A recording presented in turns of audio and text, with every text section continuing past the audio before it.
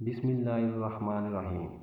शौहर को चाहिए कि मामूली बे बुनियाद बातों पर अपनी बीवी की तरफ से बदगुमानी न करे, बल्कि इस मामले में हमेशा एहतियात और समझदारी से काम ले। याद रखें कि मामूली शुबहात की बिना पर बीवी के ऊपर इल्ज़ाम लगाना या बदगुमानी करना बहुत बड़ा गुनाह है। हदीस शरीफ में है कि एक देहाती ने रसूलुल्लाह सल्लल्लाहु अलैहि वसल्लम के दरबार में हाज़िर होकर कहा कि मेरी बीवी के शिकम में एक बच्चा पैदा हुआ है जो काला है और मेरा हमशक्ल नहीं है, इसलिए मेरा ख्याल है कि ये बच्चा मेरा नहीं है। देहाती की बात सुनकर हजूर सल्लल्लाहु अलैहि वसल्लम ने फरमाया कि क्या तेरे पास कुछ ऊँट हैं?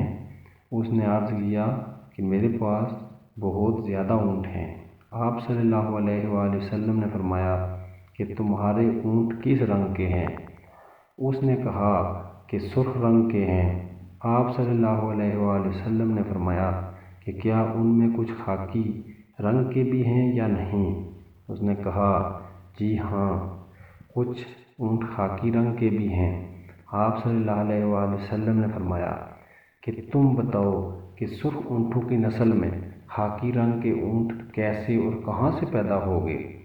देहाती ने जवाब दिया कि मेरे सुर्ख रंग के ऊँटों के बाप दादाओं में कोई खाकी रंग का ऊँट रहा होगा, इसकी रग ने उसको अपने रंग में खींच लिया होगा, इसलिए सुर्ख ऊँटों का बच्चा खाकी रंग का हो गया।